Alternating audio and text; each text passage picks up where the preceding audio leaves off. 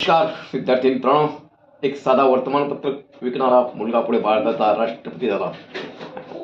तुम्ही ओळखलं म्हणजे त्यांच्या जीवनातून प्रत्येक विद्यार्थ्याने काय शिकावे, चला एका मिनिटात आपण जाणून घेऊया.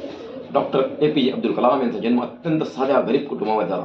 आर्थिक अडचणी होत्याच, पण स्वप्न मोठं होतं. शिक्षण, कठोर परिश्रम आणि देशसेवा या तीन गोष्टीवर त्यांनी कधीही तडजोड केली नाही. भारताच्या क्षेपणास्त्र कार्यक्रमात त्यांनी महत्त्वपूर्ण योगदान दिले. म्हणूनच त्यांना मिसाईल मॅन ऑफ इंडिया म्हणून ओळखलं जावं लागलं.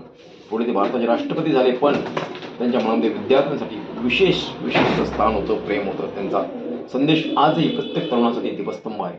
स्वप्न तीन असतात जी झोपेत दिसतात, स्वप्न ती असतात जी तुम्हाला झोपूच देत नाही. मित्रांनो, परिस्थिती कधीही तुमचं भविष्य घडवत नाही. तुमचे विचार, तुमची मेहनत, तुमचं ध्येय तुमचं भविष्य घडवतं.